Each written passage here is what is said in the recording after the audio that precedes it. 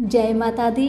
मेरे सभी प्यारे दोस्तों, मैं लक्ष्मी शर्मा बड़ों को चरण स्पर्श, छोटों को प्यार और बराबर वालों को दिल से नमस्कार करती हूँ।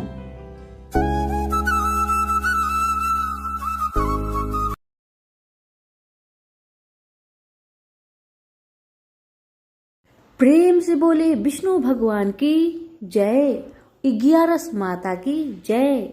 हर एकादशी के दिन एकादशी की व्रत कथा सुनने के बाद 11 माता की कथा को अवश्य सुनना चाहिए। कहते हैं कि श्रद्धा पूर्वक अगर 11 माता की कथा सुना जाए, इससे विष्णु भगवान की विशेष कृपा प्राप्त होती है और मनोवांछित फल की प्राप्ति होती है। कथा। सतयुग में मोर नाम का एक दैत्य उत्पन्न हुआ। वह बड़ा बलवान और भयानक था। उस प्रचंड दैत्य ने इंद्र, आदित्य, वासु, वायु, अग्नि आदि सभी देवताओं को पराजित करके भगा दिया। तब इंद्र सहित सभी देवताओं ने भयभीत होकर भगवान शिव से सारा वृत्तांत कह सुनाया और बोले कि हे कैलाशपति, मोर दैत्य से भयभीत होकर सब देवता मृत्यु लोक में फिर रहे हैं। तब भगवान शिव ने कहा, हे देवताओं, तीनों लोकों के स्वामी, भक्तों के दुख का नाश करने वाले भगवान विष्णु के शरण में जाओ। वे ही तुम्हारे दुखों को दूर कर सकते हैं। शिव जी के ऐसे वचन सुनकर सभी देवता क्षीर सागर में पहुंचे। वहां भगवान को शयन करते देख हाथ जोड़कर उनकी स्तुति करने लगे कि हे देवताओं द्वारा स्तुति करने योग्य प्रभु, आपको बारंबार नमस्कार है। हे देवताओं की रक्षा करने वाले मधुसूदन, आपको नमस्कार है। आप हमारी रक्षा करें। दैत्यों से भयभीत होकर हम आपकी शरण में आए हैं। आप इस संसार के कर्ता, माता पिता, उत्पत्ति और पालन करता और संहार करने वाले हैं। सबको शांति प्रदान करने वाले हैं। आकाश और पाताल भी आप ही है। सबके पितामह ब्रह्मा, सूर्य, चंद्र, अग्नि, सामग्री, होम, आहुति, मंत्र, तंत्र, जप, यजमान, यज्ञ, कर्म कर्ता और भोक्ता आप ही हैं। आप सर्वव्यापक है। आपके सिवा तीनों लोकों में चर तथा अचर कुछ भी नहीं है। हे भगवान, दैत्यों ने हमको जीतकर स्वर्ग से भ्रष्ट कर दिया है और हम सब देवता इधर उधर भागे फिर रहे हैं। आप उन दैत्यों से हम सबकी रक्षा करें। इंद्र के ऐसे वचन सुनकर भगवान विष्णु कहने लगे कि हे इंद्र, ऐसा मायावी दैत्य कौन है जिसने सब देवताओं को जीत लिया है? उसका नाम क्या है? उसमें कितना बल है और किसके आश्रय में है तथा उसका स्थान कहाँ पर है? यह सब मुझसे कहो। भगवान के ऐसे वचन सुनकर इंद्र बोले, भगवान, प्राचीन समय में एक नारी जंघ नामक राक्षस था। उसके महापराक्रमी और लोक विख्यात मोर नाम का एक पुत्र था। उसकी चंद्रावती नाम की नगरी है।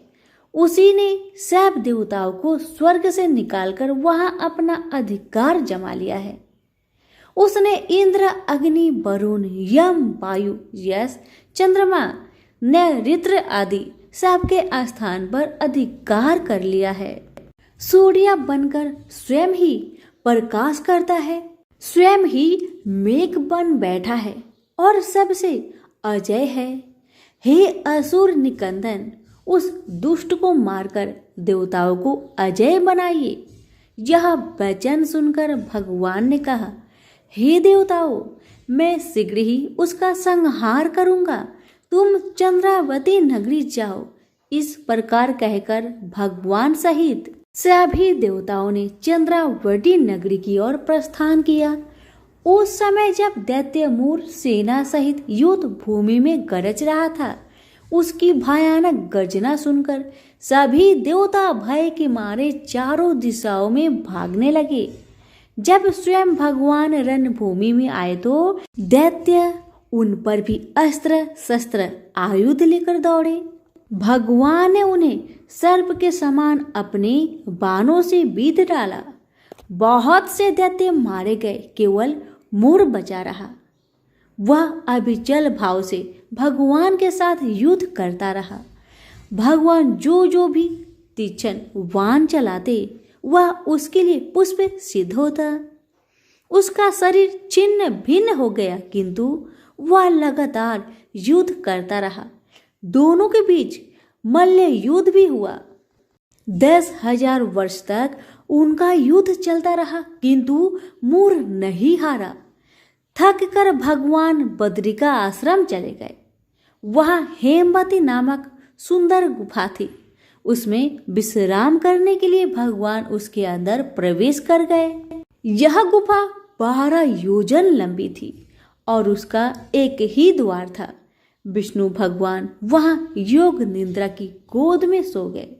मोर भी पीछे पीछे वहां तक आ गया और भगवान को सोया देखकर मारने को उद्धत हुआ।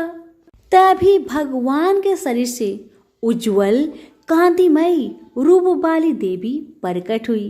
देवी ने राक्षस मोर को ललकार कर युद्ध किया और उसे तत्काल मौत के घाट उतार दिया।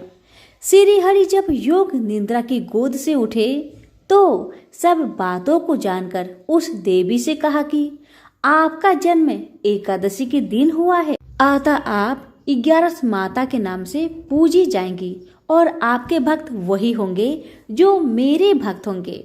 और हर एकादशी के दिन जो भी भक्त मेरी पूजा के साथ साथ आपकी भी पूजा करेगा और कथा को श्रद्धा पूर्वक श्रवण करेगा, उसके सारे दुख तकलीफ समाप्त हो जाएगी।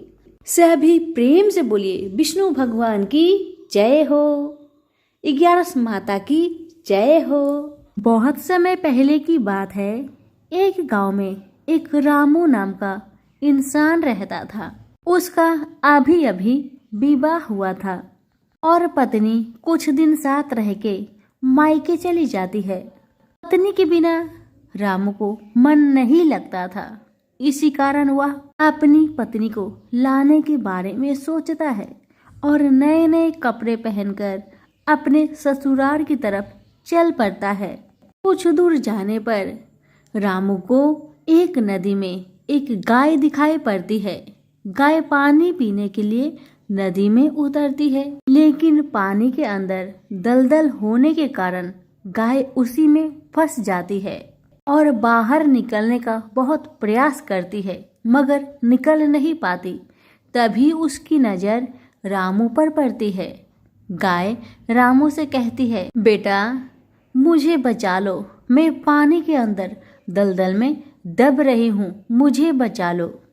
गाय की बात सुन रामू कहने लगा, नहीं नहीं, मैं अपने ससुराल जा रहा हूँ और पहली बार जा रहा हूँ। मेरी नई नई कपड़े दलदल में पड़ेगी तो गंदी हो जाएगी। अगर मैं गंदे कपड़े में अपने ससुराल जाऊंगा तो मेरा क्या इज्जत रह जाएगी। ससुराल वाले क्या कहेंगे कि कैसा मेरा दामाद है।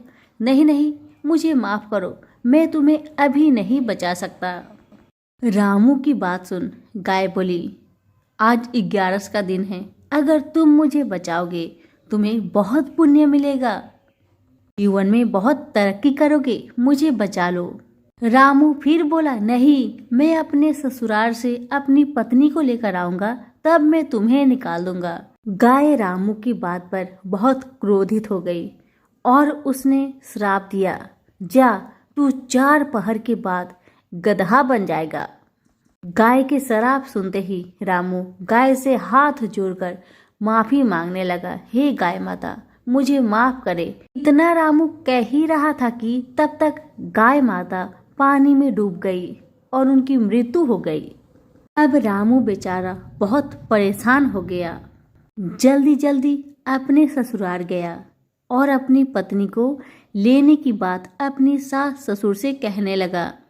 सास ससुर बोले, बेटा पहली बार आए हो तो 4 दिन तो रुक कर जाओ। लेकिन रामू अपने सास ससुर और घर वालों की बात नहीं माना। उसने अपनी पत्नी को एक कमरे में ले जाकर गाय की शराब वाली बात अपनी पत्नी को कह सुनाई। अब पत्नी भी रामू के साथ उसी समय अपने घर से विदा लेकर चल पड़ी। जैसे ही दोनों पति पत्नी अपने गांव को आए, जल्दी से अपने घर में जाकर दरवाजा को बंद कर दिया और ठीक वैसे ही पति गधा बन गया।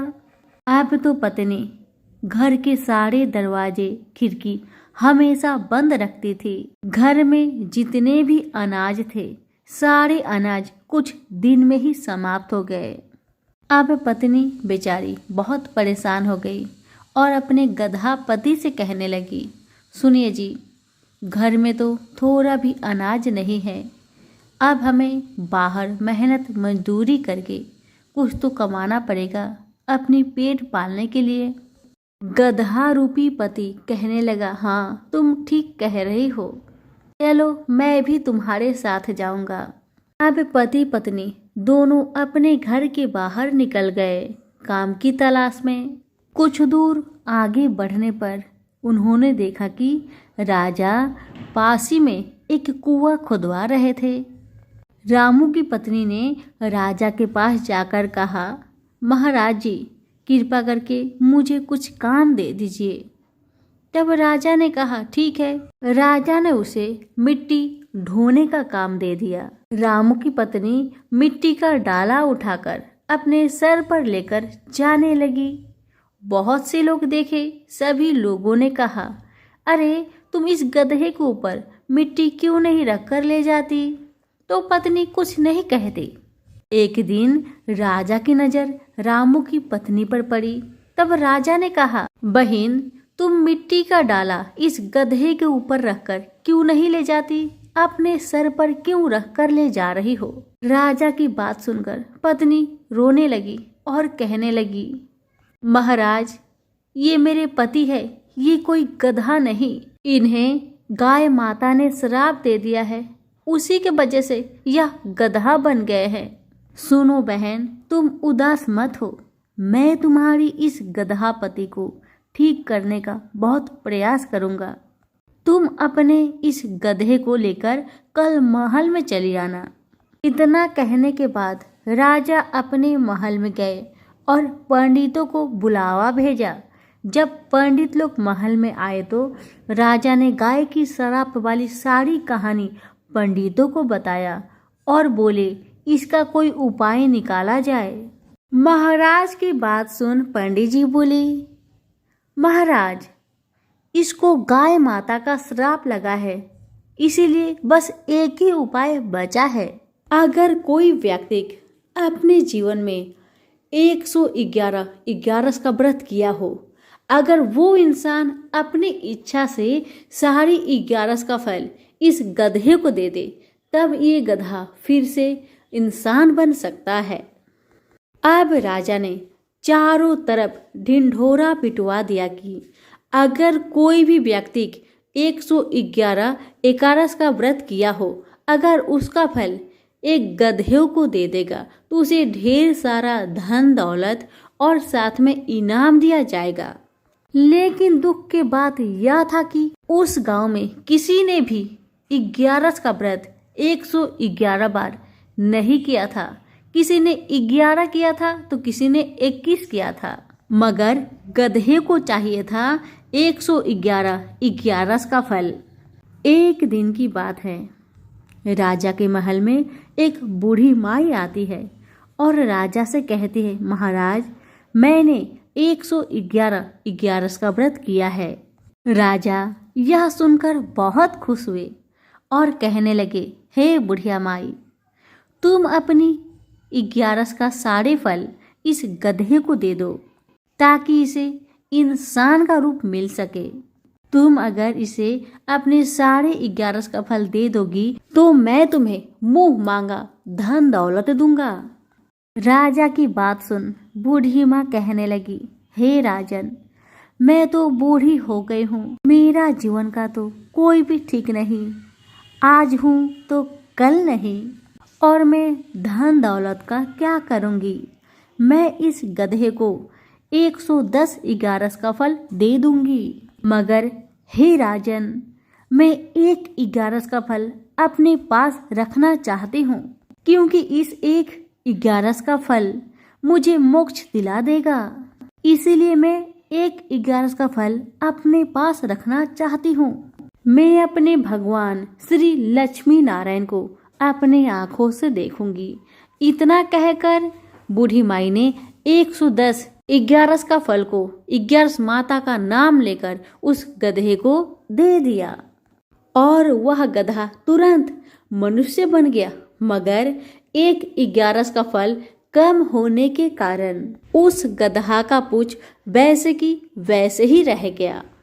जब पति पत्नी दोनों की नजर उस पूंछ पर पड़ी तो वह देखकर बहुत हैरान हो गए। तब बूढ़ी माई ने सारी बात बताई, क्योंकि मैंने 110 11 का फल दिया है, बस इसी के कारण इसका पूंछ रह गया है, पूरा शरीर इंसान का बन गया है। अब इस पूंछ को तुम दोनों ही हटा सकते हो। तुम लोग भी श्रद्धा पूर्वक 11 माता का व्रत करो, उनकी कृपा से जल्द ही ये पूंछ भी गायब हो जाएगी। इतना कहकर बूढ़ी माई अपने घर को लौट आई और दोनों पति पत्नी श्रद्धा पूर्वक 11 माता के व्रत करने लगे, जिसके प्रभाव से रामू का वह गधा का पूंछ भी गायब हो गया। तो प्रेम से बोलिए 11 माता की जय हो, श्री हरि विष्णु की जय हो। कथा अच्छी लगे तो लाइक शेयर करना बिल्कुल ना भूले। आप सभी का बहुत बहुत धन्यवाद।